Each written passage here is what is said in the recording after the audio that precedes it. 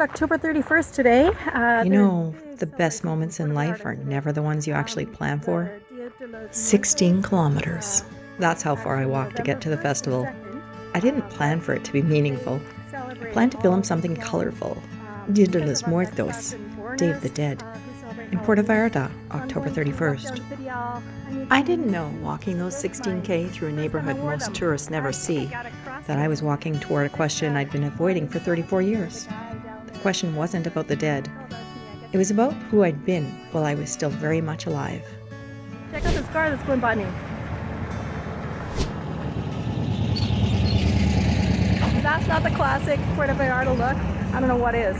The walk took me through Pitillal first, a working-class neighborhood inland from the tourist corridor in Puerto Vallarta. October 31st falls in a strange overlap. Halloween as it's celebrated commercially, and Dia de los Muertos as it has always been observed, the real one, the old one. In neighborhoods like Pitillal, both exist at once. So I walked all the way from Magisterio to, I don't know where I am right now, maybe Centro or somewhere. I'm trying to make it to Zona Romantica for some Dia de los Muertos festivities. The tradition holds that on the night of October 31st, the veil between the living and the dead grows thin. The dead can cross back, briefly, find their way home by the scent of marigolds. I walked through that thin hour, between the lit streets and the darkening sky, and I thought about all the people who were behind me now. Not just the dead, the former selves, the old versions we carry without quite knowing what to do with them. I'd left one behind 3 years before this night. 34 years in corporate offices, not at the top, never at the top. I was the executive assistant, senior eventually, the one who made other people's vision actually run, who scheduled the meetings, drafted the communications, held the whole invisible infrastructure together so someone else could walk into a room and look effective. Essential. And entirely without a name on the door. I left there when I changed the tires on my Jeep and didn't look back. But walking through Pitillal in the dark, I started to wonder if she'd followed me anyway. Probably 2 hours of continuous walking to get down here. Where am I right now? Villa Premiere Boutique Hotel. So I think I'm just at the verge of what I call the Malecón. By the time I reached the outer edges of the Malecón corridor, the costumes had started. Catrinas everywhere, skulls painted with extraordinary care. The hollowed eyes, the flowers, the lace, children running between adults in an elaborate dress. Everyone in a costume.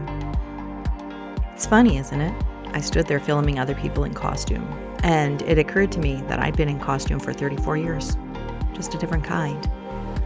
La Catrina, the elegant skull, the wide-brimmed hat, she didn't begin as a celebration.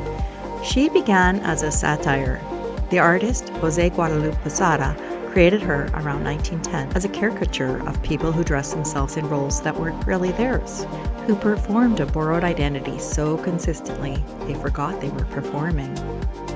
His message was blunt. Death comes for everyone equally, no matter what costume you wear, no matter how convincingly you play the role. The costume doesn't change what's underneath. I wore mine convincingly enough. The professional polish, the language of institutional loyalty, the quiet competence that makes you indispensable to someone else's ambitions. I was good at it. That's the complicated part. I was genuinely good at being essential and invisible at the same time. And then one day I stopped, and I didn't know what I looked like without it on. If you've watched more than one of these, you're not here by accident. Subscribe so the next one finds you. The Malecón on Dia de los Muertos is something you have to see to understand. Puerto Vallarta's famous waterfront transforms entirely. The tourist corridor recedes. What takes over is something older, the procession. The Catrinas standing 6 feet tall on stilts, the marigold orange everywhere against the dark sky, and the Pacific behind it. I walked into it and stopped filming for a moment. Not because there was nothing to film, because there was too much. There was so much, and I wanted to feel it before I documented it. That's something I've learned slowly over 3 years of travel. The instinct to document can become its own form of distance. The camera between you and the experience, the performance of having been somewhere rather than actually being there. For 34 years, I documented other people's work, took minutes, drafted reports, summarized decisions I hadn't made. There's a particular skill in that, in witnessing clearly, in capturing accurately, without inserting yourself into what you're recording. I was very good at it. Standing on the Malecón, I felt it again, that familiar pull to stay just outside the frame, to be the one holding the camera while someone else stood at the center. But here's what Dia de los Muertos will do to you if you let it. My new friend! Katrina! It reminds you that time is moving, that the version of yourself standing on this street tonight will not be here forever, that the veil is thin right now, and somewhere on the other side of it is every self you've already left behind. And you can keep filming from the outside, or you can step in. And that's where I ran into Derek. He co-owns a bar near the Malecón. We'd crossed paths before, one of those people who feel immediately like someone you'd have known anywhere. And just there, near where we stopped to talk, one of the few quiet moments in an otherwise overwhelming night, a display set up like an ofrenda, candles, marigolds, the shape of an altar, in the middle of all the spectacle. I didn't film it properly. I didn't want to turn someone's act of remembrance into content, but I looked at it long enough for the question to land. Who would you put on yours? A few minutes later, something entirely unplanned happened, as the best things always do. Puerto Vallarta was attempting to set the Guinness World Record for the tallest Katrina in the world for the second time in a row. Bienvenidos a Puerto Vallarta, Jalisco. Soy la Katrina más hermosa y grande del mundo, con el récord Guinness 2023. I'd had no idea. I'd walked 16 kilometers to film a festival and stumbled into history being made in real time.